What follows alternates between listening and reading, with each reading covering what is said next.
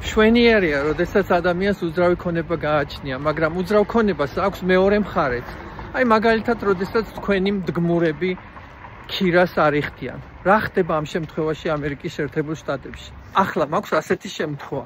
ახალგაზრდა წყვილი არ იხდის ქირას და მომიწია სასამართლოში წასვლა. შეგაქვთ სარჩიელი, რომ ადამიანი არ იხდის ქირას, მერე ჩაინიშნება სპეციალური დღე, როგორც წესი 3 კვირის ან 1 თვის განმავლობაში, თუ მდგმური მოვიდა იქ და დაესწრო ამ სასამართლო პროცესს, მაშინ მოსამართლე ეკითხება, იხდით თუ არა ქირას და გაქვთ თუ არა დაგვიანება.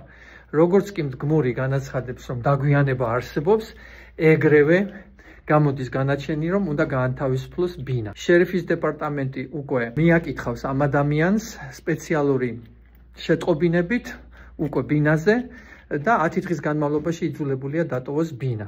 რა თქმა უნდა, ამ ყველა სერვისებში იხდით გადასახადებს. სადღაც ადამიანის გასახლება ჩემს ქალაქში $300-მდე ჯდება. მოსამართლის, კლერკის, შერიფის და ასე შემდეგ.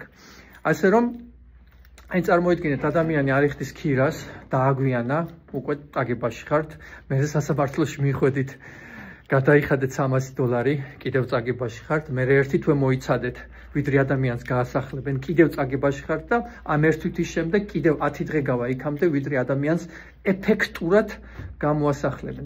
მოდის შერიფი, უკაკუნებს ადამიანს კარებზე, აღებს ადამიანი და ეუბნება, გაქვს 15 წუთი რომ გახვიდე სახლიდან. და როგორც წესი ადამიანები ტოვებენ სახლს, ან უკვე დატოვებული აქვთ ამ მომენტისათვის სახლი და გასახლება დასრულებულია. მერე კიდევ ახალი მინუსები გიჩნდებათ, რამე თუ სახლი არის დატოვებული ძალიან ცუდ მდგომარეობაში და გიწევთ რემონტის გაკეთება და განახლება ყველაფრის. ასე რომ უძრავი ქონება ყოველთვის მომგებიანი არ არის. საჭიროა ძალიან კარგი მენეჯმენტი და ადამიანების ძალიან კარგად შემოწმება, თუ რამდენად გადახდის უნარიანები არიან. სხვა გზა არ დაგვრჩა, უნდა შევიდეთ ახლა ბინაში და ვნახოთ გავიდნენ ადამიანები თუ არა. შერიფი უკვე იყო აქ, შეამოწმა, აქ ჩამოკიდა ესეთი რაღაცა, განცხადება რომ უნდა წავიდნენ. როგორც ჩანს მდგმურმა ეს თვითონ მოხსნა, შევიდეთ ახლა ბინაში და ვნახოთ.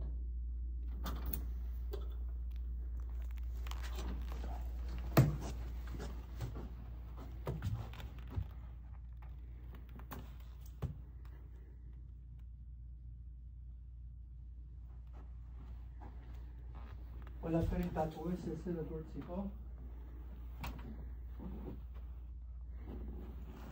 No bed is gone.